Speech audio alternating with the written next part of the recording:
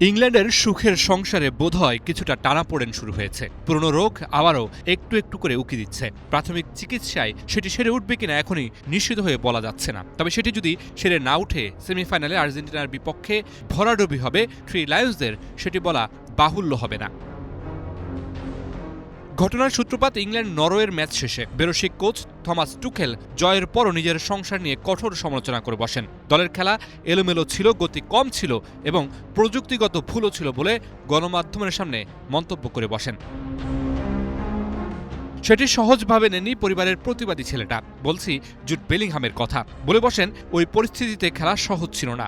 সেখানেই থামেননি Bellingham. Erling Haaland, Martin Odegaard, Antonio Nusa কিংবা আলেকজান্ডার সোরলতদের বিপক্ষে এমন আবহাওয়ায় কেমন লাগে খেলতে সেটা টুখেল জানে না বলে মন্তব্য করে বসেন।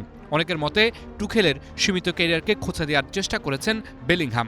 তাতেই আগের খোলা পানি আরও ঘোলা হওয়ার সম্ভাবনা জেগেছে।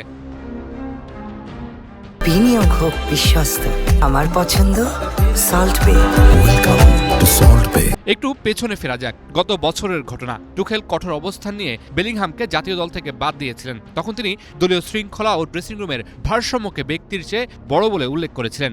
পরে বেলিংহাম নিজের আচরণ ও পারফরমেন্স দিয়ে আবার দলে জায়গা ফিরে পান এবং এই বিশ্বকাপে ইংল্যান্ডের সবচেয়ে গুরুত্বপূর্ণ খেলোয়াড়দের একজন হয়ে ওঠেন।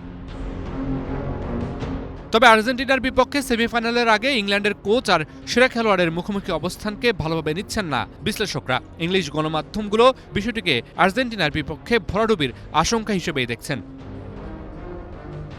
টুখেল বরাবরই মুখের উপর কড়া কথা বলতে অভ্যস্ত।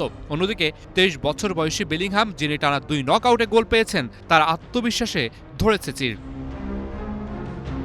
তবে টুখেলের একই মন্তব্যকে সহজভাবে নিয়েছেন অধিনায়ক হ্যারি কেইন। তিনিই পারেন টুখেল আর বেলিংহামের মনস্তাত্ত্বিক সমস্যার সমাধানে এগিয়ে আসতে। তা না হলে থ্রি লায়ন্সদের জন্য বিপদ সংকেত থাকছেই।